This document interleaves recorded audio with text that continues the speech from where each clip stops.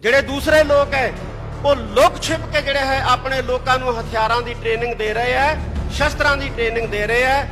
ਅਸੀਂ ਲੁਕ ਛਿਪ ਕੇ ਨਹੀਂ ਦੇਾਂਗੇ, ਅਸੀਂ ਸ਼ਰੇਆਮ ਦੇਾਂਗੇ, ਖੁੱਲ੍ਹੇਆਮ ਦੇਾਂਗੇ। ਅਸੀਂ ਪੜ੍ਹਦੇ ਹਾਂ ਕਿ ਰਾਜ ਕਰੇਗਾ ਖਾਲਸਾ। ਕੌਣ ਰਾਜ ਕਰੂਗਾ? ਖਾਲਸਾ ਰਾਜ ਕਰੂਗਾ। ਤੇ ਜੇ ਅਸੀਂ ਰਾਜ ਕਰਨੇ, ਰਾਜ ਲੈਣੇ ਤੇ ਸਾਨੂੰ ਖਾਲਸਾ ਬਣਨਾ ਪਏਗਾ। ਈਸਾਈਅਤ ਦਾ ਪ੍ਰਚਾਰ ਜਿਹੜਾ ਹੈ ਬੜੇ ਜ਼ੋਰ ਸ਼ੋਰ ਦੇ ਨਾਲ ਚਲਾਇਆ ਜਾ ਰਿਹਾ। ਪੰਜਾਬ ਦੇ ਅੰਦਰ ਪਿੰਡ ਪਿੰਡ ਚਰਚਾਂ ਬਣ ਰਹੀਆਂ ਔਰ ਮਸੀਤਾਂ ਬਣ ਰਹੀਆਂ। ਇਹ ਸਾਡੇ ਵਾਸਤੇ ਚਿੰਤਾ ਵਾਲੀ ਗੱਲ ਹੈ ਕਿ ਪਿੰਡਾਂ ਦੇ ਵਿੱਚ ਜਾ ਕੇ, ਖਾਸ ਤੌਰ ਤੇ ਬਾਰਡਰ ਏਰੀਏ ਦੇ ਪਿੰਡਾਂ ਦੇ ਵਿੱਚ ਜਾ ਕੇ ਸਿੱਖੀ ਨੂੰ ਮਜ਼ਬੂਤ ਕਰੋ। ਹੁਣ ਏਸੀ ਕਮਰਿਆਂ ਚੋਂ ਬਾਹਰ ਨਿਕਲਣ ਦਾ ਸਮਾਂ ਆ ਗਿਆ। ਪਿੰਡਾਂ ਦੇ ਵਿੱਚ ਜਾਣ ਦਾ ਸਮਾਂ ਆ ਗਿਆ। ਪਿੰਡਾਂ ਦੇ ਵਿੱਚ ਪ੍ਰਚਾਰ ਕਰਨ ਦਾ ਸਮਾਂ ਆ ਗਿਆ।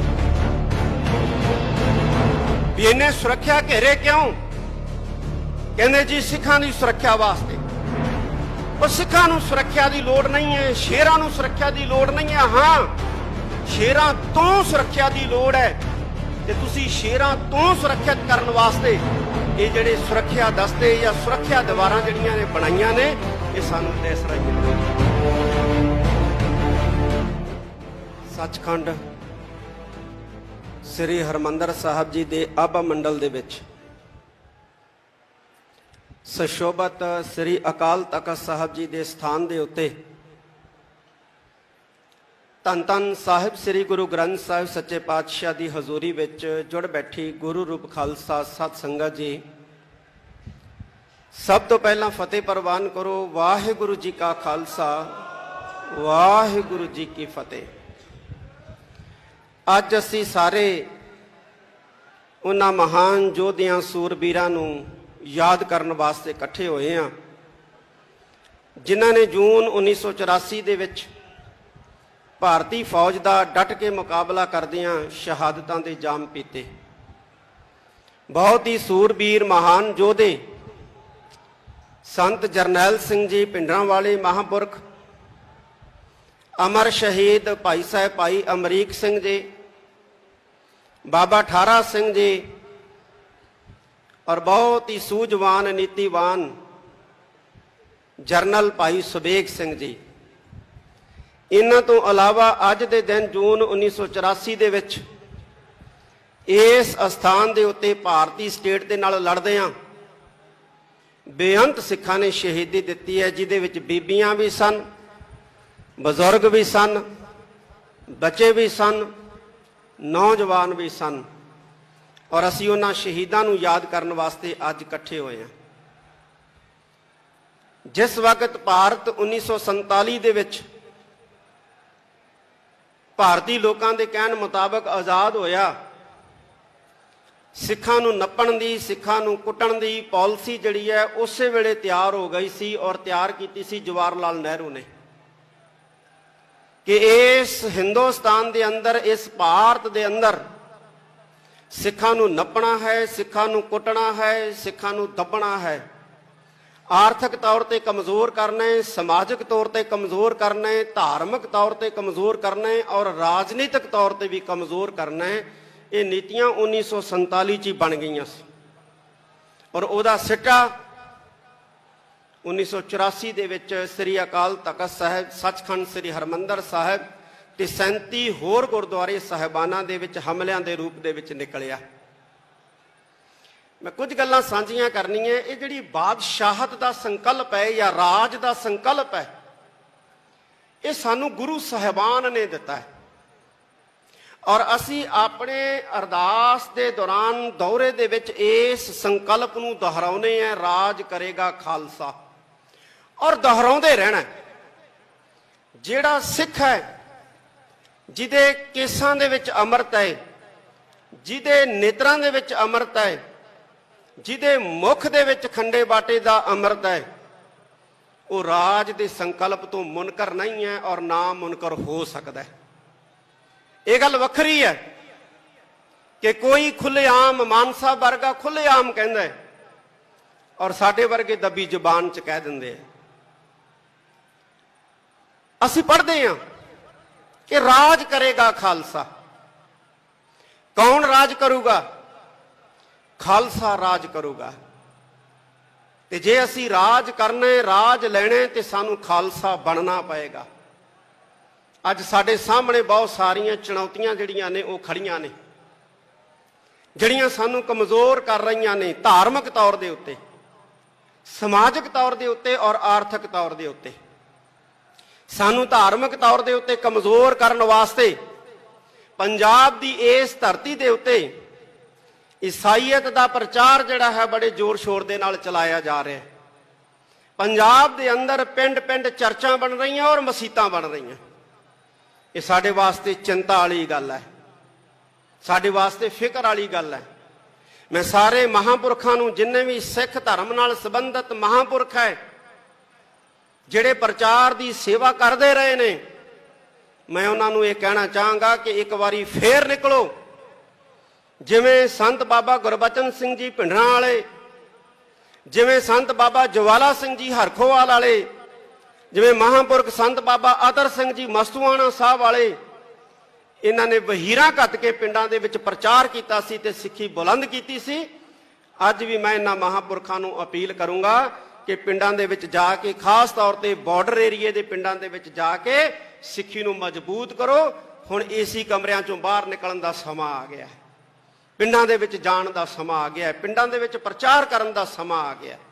ਕਿਉਂਕਿ ਜੇ ਅਸੀਂ ਧਾਰਮਿਕ ਤੌਰ ਤੇ ਮਜ਼ਬੂਤ ਨਾ ਹੋਵਾਂਗੇ, ਅਸੀਂ ਆਰਥਿਕ ਤੌਰ ਤੇ ਮਜ਼ਬੂਤ ਨਹੀਂ ਹੋਵਾਂਗੇ। ਅਸੀਂ ਆਰਥਿਕ ਤੌਰ ਤੇ ਮਜ਼ਬੂਤ ਨਹੀਂ ਹੋਵਾਂਗੇ, ਅਸੀਂ ਸਮਾਜਿਕ ਤੌਰ ਤੇ ਮਜ਼ਬੂਤ ਨਹੀਂ ਹੋਵਾਂਗੇ। ਤੇ ਜੇ ਅਸੀਂ ਧਾਰਮਿਕ ਤੌਰ ਤੇ ਕਮਜ਼ੋਰ ਹੋ ਗਏ, ਸਮਾਜਿਕ ਤੌਰ ਤੇ ਕਮਜ਼ੋਰ ਹੋ ਗਏ, ਆਰਥਿਕ ਤੌਰ ਤੇ ਕਮਜ਼ੋਰ ਹੋ ਗਏ, ਰਾਜਨੀਤਿਕ ਕਮਜ਼ੋਰੀ ਨੂੰ ਕੋਈ ਰੋਕ ਹੀ ਨਹੀਂ ਸਕਦਾ ਹੈ। ਰਾਜਨੀਤਿਕ ਕਮਜ਼ੋਰੀ ਆਏਗੀ ਹੀ ਆਏਗੀ ਔਰ ਅਸੀਂ ਉਹਨਾਂ ਰਾਜ ਤੋਂ ਦੂਰ ਹੋਵਾਂਗੇ ਜਿੰਨਾ ਧਾਰਮਿਕ ਤੌਰ ਤੇ ਕਮਜ਼ੋਰ ਹੋਵਾਂਗੇ। ਸਾਨੂੰ ਧਾਰਮਿਕ ਤੌਰ ਤੇ ਮਜ਼ਬੂਤ ਹੋਣ ਦੀ ਬਹੁਤ ਵੱਡੀ ਜ਼ਰੂਰਤ ਹੈ। ਸਾਡਾ ਨੌਜਵਾਨ ਨਸ਼ਿਆਂ 'ਚ ਗ੍ਰਿਫਤ ਹੋ ਰਿਹਾ ਹੈ, ਨੌਜਵਾਨ ਪੜ੍ਹਾਈ ਤੋਂ ਜਿਹੜਾ ਹੈ ਉਹ ਪਾਸਾ ਵੱਟ ਰਿਹਾ ਹੈ। ਨੌਜਵਾਨਾਂ ਦੇ ਅੰਦਰ ਕੌਮੀ ਜਜ਼ਬਾ ਜਿਹੜਾ ਹੈ ਉਹ ਪੈਦਾ ਕਰਨ ਦੀ ਅੱਜ ਸਭ ਤੋਂ ਵੱਡੀ ਸਾਧ ਸੰਗਤ ਦੀ ਜ਼ਰੂਰਤ ਹੈ। ਇੱਕ ਗੱਲ ਮੈਂ ਹੋਰ ਕਹਿਣੀ ਚਾਹੁੰਦਾ ਕਿ ਇਹ ਜਿਹੜੀ ਸਿੱਖ ਕੌਮ ਹੈ, ਇਹ ਮਰਦੇ ਮੁਜ਼ਾਹਦ ਧੰਨ ਧੰਨ ਸਾਹਿਬ ਸ੍ਰੀ ਗੁਰੂ ਗੋਬਿੰਦ ਸਿੰਘ ਪਾਤਸ਼ਾਹ ਦੀ ਪੈਦਾ ਕੀਤੀ, ਗੁਰੂ ਨਾਨਕ ਸਾਹਿਬ ਸੱਚੇ ਪਾਤਸ਼ਾਹ ਦੀ ਜਿਹੜੀ ਹੈ ਉਹ ਪ੍ਰਜਵਲਿਤ ਕੀਤੀ ਸ਼ੇਰਾਂ ਦੀ ਕੌਮ ਹੈ। ਇਸ ਵਾਰ ਸ੍ਰੀ ਅੰਮ੍ਰਿਤਸਰ ਸਾਹਿਬ ਦੇ ਆਸ-ਪਾਸ ਸਰਕਾਰ ਨੇ ਬਹੁਤ ਵੱਡਾ ਘੇਰਾ ਕੱਤਿਆ। ਸਰਕਾਰ ਵੀ ਮੰਨਦੀ ਹੈ ਕਿ ਇਹ ਸ਼ੇਰਾਂ ਦੀ ਕੌਮ ਹੈ, ਕਿਉਂਕਿ ਸ਼ੇਰਾਂ ਨੂੰ ਕਾਬੂ ਕਰਨ ਵਾਸਤੇ ਵੱਡੇ ਵੱਡੇ ਪਿੰਜਰੇ ਜਿਹੜੇ ਨੇ ਜਾਂ ਵੱਡੀਆਂ ਵੱਡੀਆਂ ਦੀਵਾਰਾਂ ਖੜੀਆਂ ਕੀਤੀਆਂ ਜਾਂਦੀਆਂ। ਗਿੱਦੜਾਂ ਨੂੰ ਰੋਕਣ ਵਾਸਤੇ ਪਿੰਜਰੇ ਖੜੇ ਕਰਨ ਦੀ ਜ਼ਰੂਰਤ ਨਹੀਂ ਪੈਂਦੀ। ਸਰਕਾਰਾਂ ਨੂੰ ਪੁੱਛਿਆ ਵੀ ਇਹਨੇ ਸੁਰੱਖਿਆ ਘੇਰੇ ਕਿਉਂ? ਕਹਿੰਦੇ ਜੀ ਸਿੱਖਾਂ ਦੀ ਸੁਰੱਖਿਆ ਵਾਸਤੇ।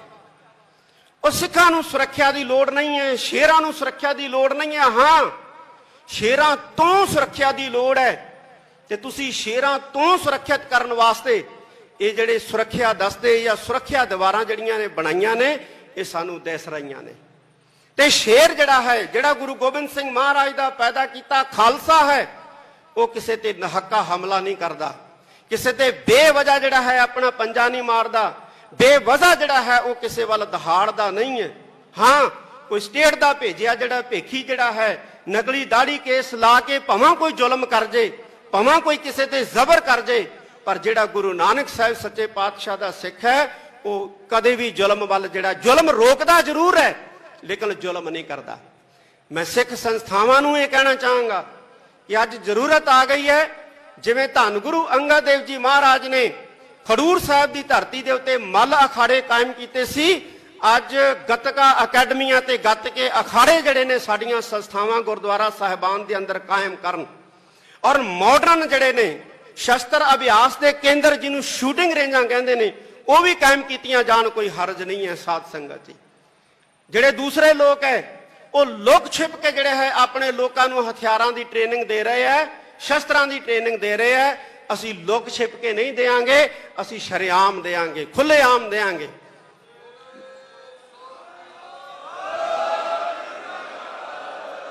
ਅੱਜ ਵਕਤ ਆ ਗਿਆ ਅਸੀਂ ਇਕੱਠੇ ਹੋਈਏ, ਅਸੀਂ ਆਪਣੇ ਨੌਜਵਾਨਾਂ ਨੂੰ ਨਸ਼ਿਆਂ ਤੋਂ ਬਚਾ ਕੇ ਸ਼ਸਤਰ ਅਭਿਆਸ ਵਾਲੇ ਪਾਸੇ ਲਾਈਏ, ਬਾਣੀ ਦੇ ਅਧਿਐਨ ਵਾਲੇ ਪਾਸੇ ਲਾਈਏ ਔਰ ਵਿਦਿਆ ਦੇ ਲਈ ਉਹਨਾਂ ਨੂੰ ਇੰਨਾ ਪ੍ਰਬੀਨ ਕਰ ਦਈਏ ਕਿ ਸਾਡੇ ਸਿੱਖ ਨੌਜਵਾਨ ਜਿਹੜੇ ਮੁਲਕ ਦੇ ਵਿੱਚ ਵੀ ਜਾਣ, ਯਹੂਦੀਆਂ ਵਾਂਗੂ ਉਹਨਾਂ ਦੀ ਇਕਨੋਮੀ ਨੂੰ ਜਿਹੜਾ ਹੈ ਉਹ ਕਾਬੂ ਕਰ ਲੈਣ। ਜਦੋਂ ਸਾਡੇ ਨੌਜਵਾਨ ਇਸ ਕਾਬਲ ਬਣ ਗਏ ਕਿ ਦੁਨੀਆ ਦੇ ਮੁਲਕਾਂ ਦੇ ਵਿੱਚ ਜਾ ਕੇ ਉਹਨਾਂ ਦੀਆਂ ਇਕਨੋਮੀਆਂ ਦੱਬ ਲਈਆਂ, ਤੇ ਸਾਡਾ ਰਾਜ ਜਿਹੜਾ ਹੈ ਦੁਨੀਆ ਦੀ ਕੋਈ ਤਾਕਤ ਜਿਹੜੀ ਹੈ ਉਹ ਰੋਕ ਨਹੀਂ ਸਕੂਗੀ।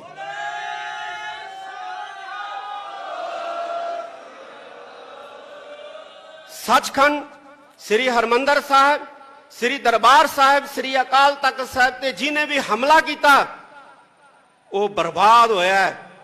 ਜਿਹੜੀ ਪਾਰਟੀ ਨੇ ਹਮਲਾ ਕੀਤਾ ਉਹ ਬਰਬਾਦ ਹੋਇਆ ਹੈ। ਔਰ ਜਿਹੜੇ ਮੁਲਕ ਨੇ ਸਾਥ ਦਿੱਤਾ, ਰਸ਼ੀਆ ਵਰਗਾ, ਉਹਨੂੰ ਇੱਕ ਨਿੱਕੇ ਜਿਹੇ ਮੁਲਕ ਨੇ ਜਿਹੜਾ ਉਹ ਵਾਣੀ ਪਾ ਰੱਖਿਆ ਹੈ। ਔਰ ਜਿੰਨਾ ਚਿਰ ਪੰਥ ਦੀ ਸ਼ਰਨ ਦੇ ਵਿੱਚ ਆ ਕੇ ਸੀਸ ਨਹੀਂ ਝੁਕਾਉਂਦੇ ਰਸ਼ੀਆ ਵਰਗੇ, ਇਹਨਾਂ ਨੂੰ ਟੁੱਟਣੋਂ ਕੋਈ ਨਹੀਂ ਬਚਾ ਸਕਦਾ, ਇਹਨਾਂ ਨੂੰ ਡੁੱਬਣੋਂ ਕੋਈ ਨਹੀਂ ਬਚਾ ਸਕਦਾ, ਔਰ ਇਹਨਾਂ ਨੂੰ ਮਰਨੋਂ ਕੋਈ ਨਹੀਂ ਬਚਾ ਸਕਦਾ ਹੈ। ਇਹ ਗੁਰੂ ਨਾਨਕ ਸਾਹਿਬ ਦਾ ਦਰ ਹੈ, ਗੁਰੂ ਨਾਨਕ ਸਾਹਿਬ ਦਾ ਘਰ ਹੈ। ਅੰਤ ਦੇ ਵਿੱਚ ਮੈਂ ਸਾਰੀਆਂ ਸਤਿਕਾਰਤ ਪੋਲੀਟੀਕਲ ਪਾਰਟੀਆਂ ਦੇ, ਖਾਸ ਤੌਰ ਤੇ ਸਿੱਖ ਪਾਰਟੀਆਂ ਦੇ ਆਗੂ ਬੈਠੇ ਨੇ, ਉਹਨਾਂ ਦਾ ਧੰਨਵਾਦ ਕਰਦਾ ਹਾਂ। ਆਪ ਸਾਰੀ ਸੰਗਤ ਦਾ ਧੰਨਵਾਦ, ਸਿੱਖ ਜਥੇਬੰਦੀਆਂ, ਸੰਪਰਦਾਵਾਂ ਦਾ, ਸੰਸਥਾਵਾਂ ਦਾ ਧੰਨਵਾਦ। ਅਸੀਂ ਇਕੱਠੇ ਹੋ ਕੇ ਚੱਲੀਏ। ਪਿੰਡਾ ਬੜਾ ਵਿਖੜਾ ਹੈ ਸਾਧ ਸੰਗਤ ਜੀ। ਜਦੋਂ ਕੱਲਾ ਬੰਦਾ ਕੋਈ ਪੈਂਡੇ ਦੇ ਉੱਤੇ ਸਫ਼ਰ ਕਰਦਾ ਹੈ ਤੇ ਬਹੁਤ ਤੰਗੀ ਆਉਂਦੀ ਹੈ, ਬਹੁਤ ਮੁਸੀਬਤਾਂ ਦਾ ਸਾਹਮਣਾ ਕਰਨਾ ਪੈਂਦਾ ਹੈ। ਪਰ ਜਦੋਂ ਕਾਫਲੇ ਬਣਾ ਕੇ ਵਿਖੜੇ ਪੈਂਡਿਆਂ ਦੇ ਉੱਤੇ ਤੁਰਿਆ ਜਾਂਦਾ ਹੈ, ਮਤਭੇਦ ਭੁਲਾ ਕੇ, ਤੇ ਉਦੋਂ ਵਿਖੜੇ ਪੈਂਡੇ ਵੀ ਜਿਹੜੇ ਆ ਉਹ ਆਸਾਨ ਹੋ ਜਾਂਦੇ ਆ। ਅਸੀਂ ਬੁਲੰਦੀਆਂ ਛੂਵਾਂਗੇ, ਗੁਰੂ ਦੇ ਬਣ ਜਾਈਏ। ਗੁਰੂ ਸਾਡੇ ਨਾਲ ਹੈ, ਗੁਰੂ ਦੀ ਅਸੀਸ ਸਾਡੇ ਨਾਲ ਹੈ। ਸਾਰੀ ਸੰਗਤ ਦਾ ਬਹੁਤ ਬਹੁਤ ਧੰਨਵਾਦ। ਵਾਹਿਗੁਰੂ ਜੀ ਕਾ ਖਾਲਸਾ, ਵਾਹਿਗੁਰੂ ਜੀ ਕੀ ਫਤਿਹ।